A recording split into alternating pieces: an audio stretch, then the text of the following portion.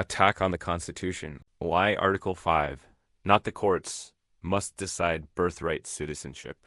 Republican President Abraham Lincoln believed that the United States Constitution was the supreme law of the land, a sacred document binding both the governed and those who govern. Lincoln held that neither Congress nor the courts have the legal authority to change the Constitution by interpretation or political pressure. That process, he reminded the nation, is clearly defined in Article 5 of Constitution and must be followed. That principle, that change must come through lawful amendment, not judicial manipulation, is what preserves our republic. Today, that principle is once again under attack. 24 states, including Tennessee, have filed a lawsuit asking the Supreme Court to reinterpret the Citizenship Clause of the 14th Amendment, attempting to remove what is commonly known as birthright citizenship. This action, if successful, would not only undermine the clear text of the Constitution, but would also destroy the balance of powers that has protected this nation for more than 2 centuries. I fully support changing the Constitution through Article 5 if the American people decide that the Birthright Clause should be revised, but not through judicial activism or state-driven lawsuits.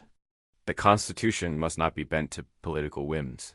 This moment demands reflection on both history and principle, and the origins of the Citizenship Clause to understand the danger of this lawsuit. We must revisit why the 14th Amendment was written in the first place. After the Civil War, the United States faced the monumental task of rebuilding a fractured nation and defining what freedom truly meant. The Emancipation Proclamation had freed enslaved people, but their citizenship, their right to belong to the nation as equals, was still under attack. In 1857, just before the Civil War, the Supreme Court had issued its infamous Dred Scott v. Sanford decision. The court ruled that African Americans, whether enslaved or free, could never be citizens of the United States. Chief Justice Roger B. Taney declared that people of African descent were beings of an inferior order, unfit to associate with white people, and without rights which white men were bound to respect. That ruling stripped millions of their humanity and made it clear that the courts, left unchecked, could be instruments of oppression rather than liberty. After the war, Congress knew that the Dred Scott decision had to be permanently overturned. Lawmakers sought to enshrine in the Constitution a clear, unambiguous definition of citizenship, one that no court or political body could later twist. Thus, in 1868, the 14th Amendment was ratified. Its first sentence reads, "All persons born or naturalized in the United States, and subject to the jurisdiction thereof, are citizens of the United States and of the state wherein they reside." The language was deliberate, broad, and inclusive. All persons born meant precisely that all persons. It was written to prevent future reinterpretation and to guarantee that no one born on American soil would be treated as an outsider in the only country they had ever known. The authors of the amendment, such as Senator Jacob Howard and Representative John Bingham, explicitly rejected the notion that citizenship could be limited by race, ancestry, or the social prejudices of the day.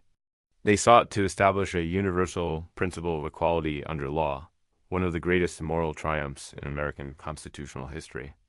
Opponents of birthright citizenship often focus on the phrase "subject to the jurisdiction thereof," claiming that it excludes children born to undocumented immigrants or certain groups of non-citizens.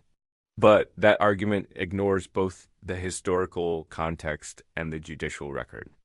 When the amendment was written, subject to the jurisdiction was understood to mean being under U.S. law. That is, required to obey its rules and subject to its penalties. The only groups explicitly excluded were children of foreign diplomats, who have immunity, and at the time, Native Americans who were members of sovereign tribal nations. That understanding was confirmed by the Supreme Court in the United States v. Wong Kim Ark, 1898. In that case, Wong Kim Ark was born in San Francisco to Chinese parents who were legally residing in the U.S. when he returned from a trip abroad. Immigration officials denied him entry, claiming he was not a citizen because his parents were not. The Supreme Court ruled by a 6-2 vote that Wong Kim Ark was indeed a U.S. citizen. The court held that anyone born on American soil, except the children of foreign diplomats or enemy occupiers, was automatically a citizen. That decision has stood for more than 125 years as binding precedent. It reaffirmed the principle that the Constitution, not politics, defines citizenship. Now, in 2025, there is a dangerous new attack on constitutional authority. 25 states are asking the Supreme Court to abandon that precedent and reinterpret the 14th Amendment to exclude certain groups from birthright citizenship. Tennessee's Attorney General Jonathan Skrmetti recently announced that Tennessee has joined these states in this lawsuit. These states argue that the 14th Amendment's Citizenship Clause does not provide automatic citizenship to everyone born in the United States.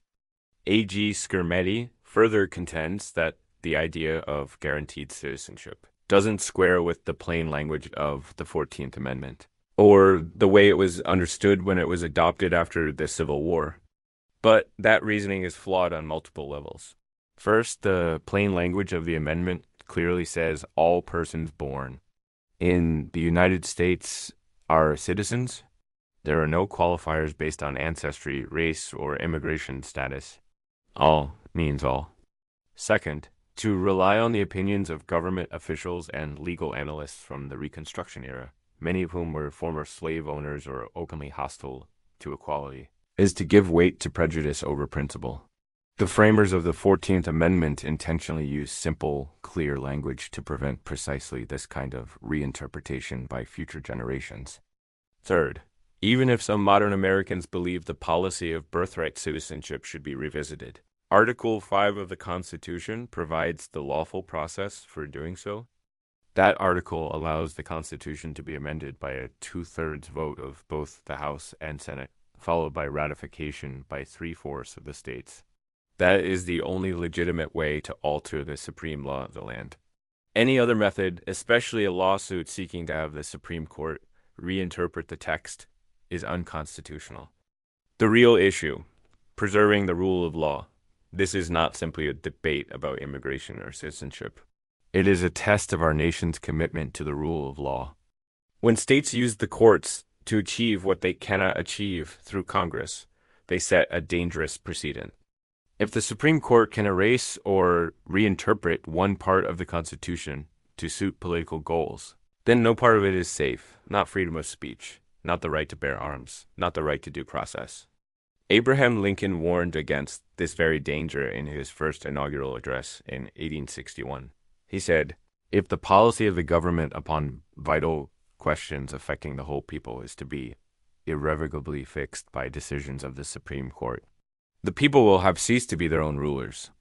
Lincoln understood that when courts become the final arbiter of policy rather than the Constitution itself, democracy begins to crumble. That is why he always insisted that changes to the Constitution must come through Article 5, through the people, acting through their elected representatives, not through unelected judges. The current effort to undo the Citizenship Clause is no different in spirit from Dred Scott. It seeks to exclude certain people born on American soil from full membership in the nation, based not on law, but on fear and prejudice. The slippery slope of selective citizenship. If birthright citizenship can be redefined today to exclude the children of undocumented immigrants, what stops the next generation from excluding children of other groups, refugees, non-Christians, or political dissidents? Once we allow the principle of all persons born to be narrowed, the very concept of equality under the law begins to erode. Citizenship ceases to be a right and becomes a privilege granted at the discretion of those in power.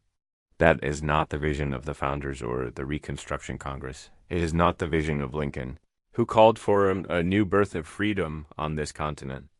We are witnessing a troubling moment in American history, one in which states claim to defend the Constitution even as they attempt to dismantle it. This lawsuit is not about protecting the rule of law. It is about bending it. It is about rewriting constitutional meaning without following the process the framers gave us. The Constitution is not a document of convenience. It is a covenant between the government and the governed, one that binds all generations until lawfully amended. If the people of this nation decide that birthright citizenship no longer reflects our values, then let them say so openly and amend the Constitution accordingly.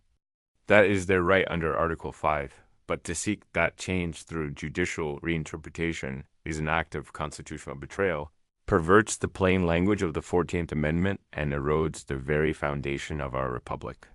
The integrity of the Constitution depends not on the courts, but on us. Let us stand together to protect and preserve it.